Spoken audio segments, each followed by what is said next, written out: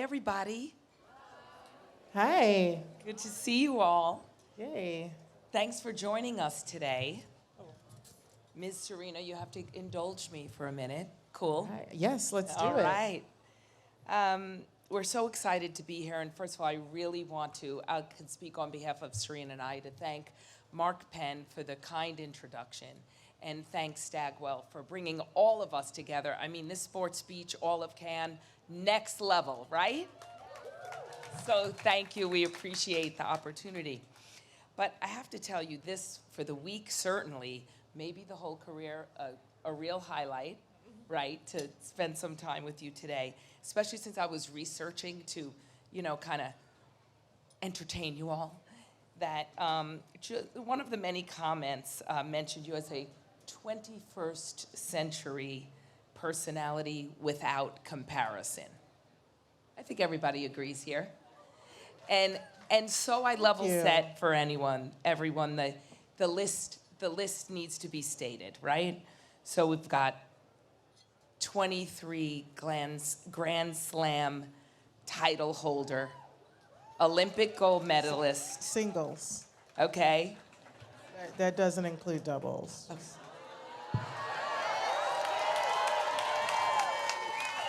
Oh, it's only getting spicier from here, okay? All right, one of Time's 100 most influential people. Okay? I'm keep going, so you're gonna be here a while. All right, Super Bowl halftime star. Founder of 926 Media. We're gonna talk a little more about that. Award-winning entrepreneur. Fashion icon. I've been taking tips. Black women's health advocate. And probably, most importantly, super mom to two amazing girls. One of them is here today, proudly looking at her mom. So I think that deserves just one big round of applause. Oh, right? Thank you. So, do you remember, I don't know if you remember this, do you remember you and I met about almost 2 years ago? Was it 2 years almost? Maybe like a year and a half, in maybe? New York. Yes, in New York. Yes, Okay, she did remember. Okay, so we got caught up just randomly almost in a very intimate conversation. Yep. And we got into this conversation of how I was a little starstruck meeting you, and now how I felt. We talked about this idea of being aspirationally accessible, right? And we talked about it and said, how do you do all that, the list, and still seem so relatable to everybody? Help us share, because that's special. Thank you. For me, I don't know. I've always just been myself, and I think as an athlete, in particular with tennis, we play literally every week, and you're always in front of a camera, and I just couldn't put on a face, and I just had to be myself, and I was just, and I always felt like we all as humans were just really, at the base of it, we're all the same. Some of us are a little bit better at one thing than the other, but we all are the same. And so why would I feel like I need to be different or better or deserve something that someone else doesn't have? So I've always kind of approached it that way. I've always had this really humble spirit about me. And I don't know, I love people that are so relatable, and that's just my personality. I just like to make jokes, and then I'm just always just the person that's just, down to earth. I think that's a right way to describe it. Yeah. So obviously we all think about, you grew up in the spotlight, right? You grew up in the spotlight, and you were in really pressure-filled experiences, right? Couldn't get, and the global camera was on you. But as you branched out into all these other businesses, I think you've also dabbled in acting, but Super Bowl, performing, all these things, the red carpets. Do you ever get nervous or intimidated? Yeah, so I get really nervous. Like, I'm good at interviews, and like I'm good in being on like in front of the camera, but I get really nervous, like red carpet stuff or like the Super Bowl. I took 3 shots a Sincoro. I was like, listen, We were talking tequila, about let's. that behind stage. I was like 1, 2, and my assistant was like, you better stop. And I was like, ah. And I was like, and it didn't affect me because I was still so nervous. I was like, oh my goodness, I don't know if I can do this. So yeah, I had to just like I don't know, sometimes I get really nervous. And actually, even before every match I played, I would get so nervous that I had to go to the bathroom every time before. I was just like, so I don't know, I felt like I put so much of my heart into it, and so I didn't take it for granted. I didn't take any win or any moment for granted. But yeah, unless I was playing like 1 or 2 people, I wasn't that nervous. But Well, otherwise, we got to get back to the 3-shot things for the Super Bowl, because I might have to follow in your footsteps next time, because if you talk to any of my team here, I get really nervous too. okay, yeah. So I mean, I it's wouldn't just- recommend that like in a professional setting. No, or we should admit it here. Yeah, But I also no. think part of that, which keeps you grounded, but you're nervous, it also probably propels you to perform better. And Yeah. for me, it pushes I me to like prepare. nerves because it makes it feel that you like something and you want to be good at it, and you worked on it, and you feel like, oh, I really want to do my best at it, and I want to I want people to see how good this is, and so I think that's where the nerves come from. Yeah. So I actually think nerves are good. I always get worried if people was like, well, I wasn't nervous, and Well, it's that always passion. you want everyone to walk away from here and say, hey, they taught me something I didn't know. They were Yeah. entertaining something, so you Yeah. want to respect the audience in that way. Exactly. So I feel the same thing. But Yeah. back to that Super Bowl, because when I was Must we go back there? yeah, just one second. Because as I was preparing, due to my I was nerves, trying to change the topic. it literally said, I'm no lie. It might have been Hollywood Reporter, but it said, hands down, Serena was the actual winner of the Super Bowl. No, I think was it the Eagles?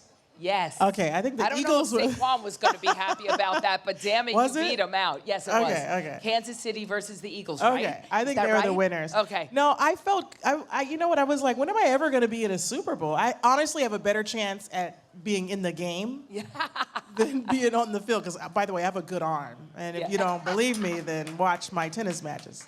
Well, I think we should I can add throw that. a ball. I can throw a spiral with the best of them. So, yeah, there's no way I would ever be on that platform. Anyway, there's just, I'm a tennis player. What am I even doing there? You Well, know? you did damn good. That's Okay, all I have thank to you. say. Thank you. I have was to say. very nervous, and I was very nervous. It was like 2 seconds, but it was really fun. Well, considering the breadth and depth of your talents, some of you may wonder what brought Serena and I here today, or how we got to know each other. I mentioned the first time we met about 1.5 years ago, which maybe this partnership we're doing together probably was a little twinkle, certainly in my eye. I Yeah. don't know about Yeah. yours, but so we just announced on X a video podcast that talks about the undeniable bond and the unique take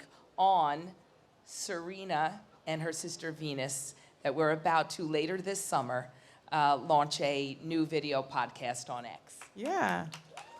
So we're really excited about it. Venus and I both wanted to do a podcast. And then eventually I was like, we should obviously do this together. I mean, let's stop fighting and facing each other. Let's join teams. As only sisters can. We do good when we join teams. Like I said, that was just singles. That Yes, didn't count yes. the doubles, and we never lost in the final in doubles. So I was like, let's join teams. Let's do something together. And it was fun. We have a lot to talk about. We actually used to live together until like 8 years ago. How old is Olympia? Olympia's 7. So yeah, about 7, 8 years ago. So our whole lives, we were just always together. And then, of course, I got my freedom by moving across the street, which was amazing. But I still, went over. I had my clothes at the house still. It was everything. So we have so much, so many experiences and so many things to talk about. Fun things, life things, inspiring things, sports, Well, and, let me just share with everyone what Serena posted when we announced. The world's not ready for the real conversations Venus and I are going to pull out on our podcast. Don't be scared. This isn't just tennis. It's our unfiltered truth. Yeah. And then you posted at Venus and you said, get ready. And then Venus said, I was born ready. So tell us about those moments. She was born ready. She's something. It's just such great moments. Like I said, being a tennis player, and especially at the time when we were playing more consistently. Not that I don't play now anyway, but it was a different time. Social media wasn't super rampant, and you didn't get time to really learn about us as people and our personalities, and you really just saw this fierceness, super competitive attitude on the court, which, by the way, we definitely take off the court as well. But there's so much more that we want to talk about. So many issues, too, that we want to kind of dive into and try to understand, like, why is that happening in the world? Or is there an answer for this? And how do we see it? And so, and a lot of fun. I mean, we love to have fun. And so we want to just bring fun, excitement, something different. You know, everything that we've always done has been just fresh and new. I mean, playing tennis was definitely fresh and new. So that's the kind of dynamic that we want to bring to our podcast. You're going to spill some tea every week? We're not big on gossip. That's a different place for someone else. Good. But if something's out there, we'll definitely talk about it. But listen, also, we love positivity, and we've been a victim of a lot of negative things. And I think that there's a way to talk about things and have opinion, whether it's strong or not, and still be uplifting. And I feel like that's important to us, because being a victim of people tearing you down isn't a lot of fun. And so we're definitely going to have fun gossip. And truth, because we like to tell the truth, but it's always in a positive, very positive way. Yeah, and we need more of that. Yeah, right? I think so. And it was one of the first things that we talked about, because I remember talking about... We won't dish too much on what happened behind the scenes. I mean, a little bit, but not too much. In a good sisterly way. Yeah. But, you've got over 10 million followers on the platform.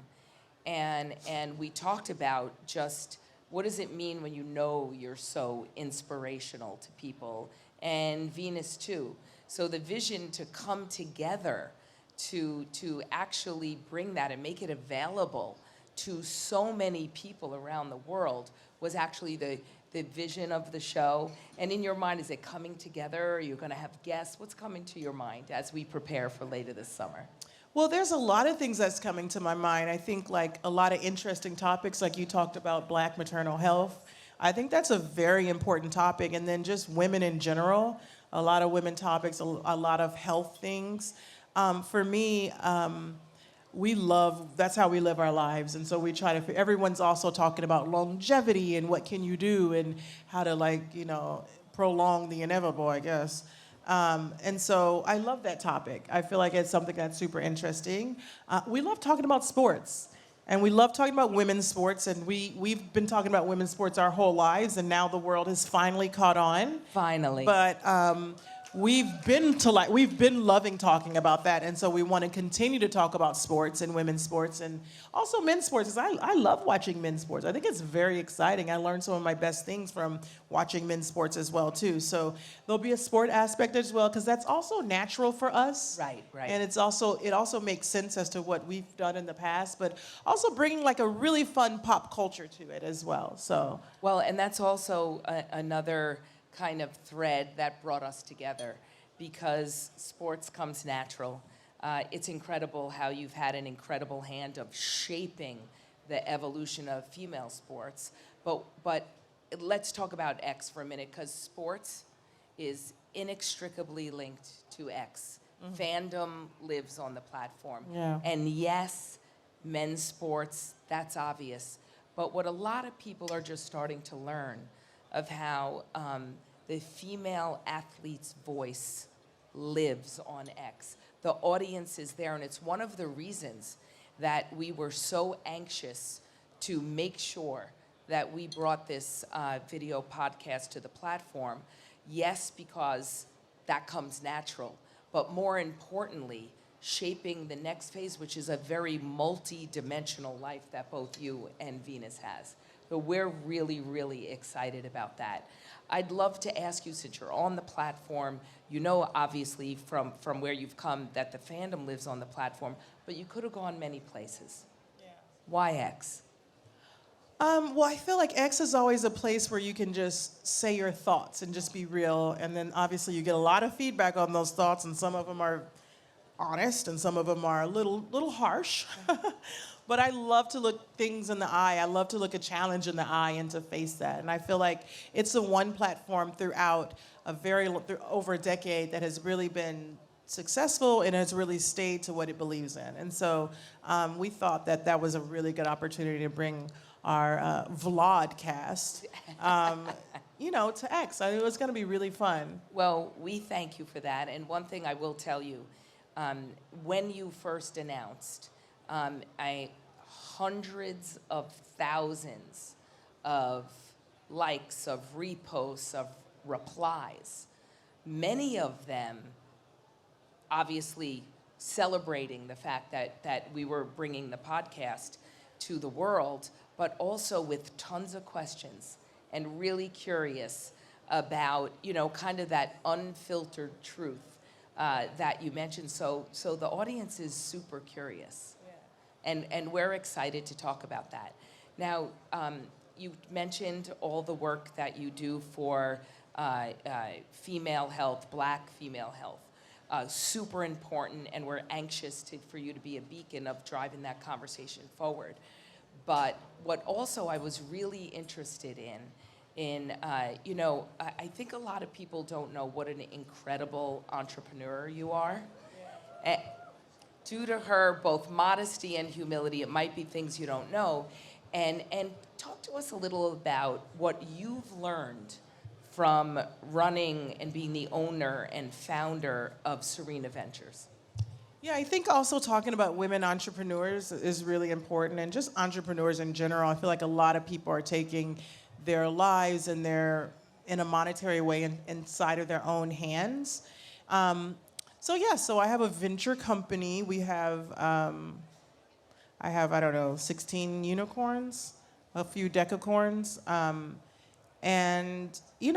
love investing in the future. I love investing in products that we use that kind of shape our world. So I really want to dive into that. I want to dive into how, women entrepreneurs are doing really well. I don't know if you read the news about Jeannie Buss recently. Talk to us about it. I mean, she's gotten an offer on her team, that is over $10 billion for the Lakers. And this is a woman, and so it's the biggest sale of a sports team ever. 10 billion with a B. So, yeah, with a B. So just talking about just incorporating how women are really doing their thing, and they really understand, even though a lot of people don't want to invest in us, you see what happens when you do, you get the major turnaround. So I love stories like that and just diving more into that and how that happened and what came a part of that. And so I really want to do all that because everyone can learn from it. It doesn't matter who you are, what your background is, you can all learn from these types of examples. I mean, I actually want to learn from that, in fact. How do I learn from that? Did anything surprise you, or was it harder than you thought of having a female-led venture fund? I think when you have a female-led venture firm, you just work harder because you get more no's than other venture firms, and especially in that industry. So, and that's why women investors do so well, because they don't get the same opportunities. But once you give them any type of opportunity, they're determined to make sure we return the fund and we invest in the biggest and best companies that we can see. So, I don't know. I feel like my whole life I've been going against the grain, and maybe not the most of me has been in the room, but I've made my voice the loudest. And I kind of look forward to doing that in entrepreneurship and investing as well. And that's what we've been doing. It's really incredible. Yeah. So yes, I like it. When you think about preparing for our video podcast that's launching later this summer, I just want to remind everyone again that that's when it's launching, and you think about your experience on living, in the public spotlight for so long, and then certainly with those live replies that come in X. Do you have any memorable experiences or interactions that you're going to bring to the podcast? that come to mind? From what I've seen on X. X or just living in the public eye for so long? I think I'm gonna narrow this down just to X. I remember I try not to be on social media when I'm playing, and so at this point I was at a Grand Slam, the Australian Open. It was 2010, so it was a while ago, or maybe it was one of the years I won. I don't know, whatever. Can't keep up. But I do remember reading on X in particular. I wrote something like excited to be in Australia, and then someone wrote, you know, you're washed up and blah, blah, blah, and that I would never win another Grand Slam. And I was like, thank you. Thank you so much. This is exactly what I needed, because I needed a little motivation. I was feeling like, how am I gonna find motivation here to just like go out and just be better and be better and be better? And when I read that, I knew instantly I was gonna win that tournament. Yeah. And I did. And I wish I had just screenshotted it and then add a picture of him with the trophy, but it was some jerk, but who knows. But it motivated me, and I was just like, okay, this is great. I got this. And so anyway, sometimes I feel like we get negative feedback and we just kind of get upset and we hold it in. But for me, when I get that, I just get like excited. I'm like, oh yeah, now it's going down. Oh, and, you know? and that's when you get that raw, often negative feedback. Yeah. You kind of use it as fuel. I use it as fuel. Yeah. But I also think a lot of people get so caught up into the negativity because for each negative comment, there's like thousands and thousands of wonderful, positive stuff, you know? 100%. And so as humans, we tend just to look at that one that's not nice. And it's like there's all these other ones that are. So I'll often tell people just kind of look at it like that. But these are all kinds of things that we like to talk about, like real things and real issues. I know, and it's all relatable because we all deal with that in our lives. No matter who you are. No matter who you are. And I think about, I've been at X for a little over 2 years. It has been definitely not boring. So I always lean into, I see some folks out there who have leaned in and reached out to me and said, keep going. And you lean into and that. that's good, yeah. You lean into that positivity and you fuel and you think about it, whether it's your daughters or whether it's the young women that look so much up to Serena and Venus, and that's when you know you're making an impact, right? Because they're learning from you. Do you ever think about that when you see the impact or through the eyes of both your daughters of what they see? Gosh, no. I should, right? I mean, when I'm putting on an outfit, sometimes I'll be like, is she gonna see this? Should I, you know? So I think about that sometimes, but I don't know. I feel like I'm just a mom, and I'm just, you know, I take her to school. We do all kinds of fun things. We have play dates, and I don't try to get into, and I'm Olympia's mom. I'm nobody else. I mean, these kids, they call me Olympia's mom, and it feels good. I'm glad you brought that up, because one thing I found, because I have 2 children as well. Mine are much older, but I always found it so, like really, you get really grounded, and it's really humbling because you're just their mom. And you need to show up as their mom. Yeah. And it's kind of cool, comforting feeling. Yeah, and especially for me, because I grew up in the public eye, and it was always Serena Williams, Serena. And then finally, when I go to her school, and one of her friends is like, excuse me, Olympia's mom, can you help me with this? It's like, it feels so good. I'm like, I love this so much. And they have no idea. And then it's just a whole different side that I just am completely obsessed with. And we'll get a little peek into that when you start the video podcast too? You'll get a huge peek into that and how I was room mom last year, or this year that just ended. And that was a whole experience, which I loved probably too much. And I was kind of sad for the year to be over because I had to plan parties and I had to do all kinds of stuff on top of my VC work and all my other work. But it was really fun. I really enjoyed it. And I'm like, okay, when Adira's, I can't wait to be room mom for her too. So, yeah, lots of stuff to talk about. So when you just mentioned that you were class mom and you fitted in with all your other things, not to ask too cliche of a question, But how do you balance it? How do you do it all? You know, you just very organized. You have to be very organized when you're with what I do, because I have an insane schedule. But I know exactly what I'm doing, exactly day down to the minute. And so, I also have super boundaries that I never had before. And so my boundaries are times. Like this is a section where I don't do, other work. Or these are days where I don't do other work. This is for my family, this is for my kids, this is for me. This is what I need to do. And so I never had those boundaries, but now that I developed those boundaries, it's really helped me mentally. It's helped me just be better, and also being a better mom.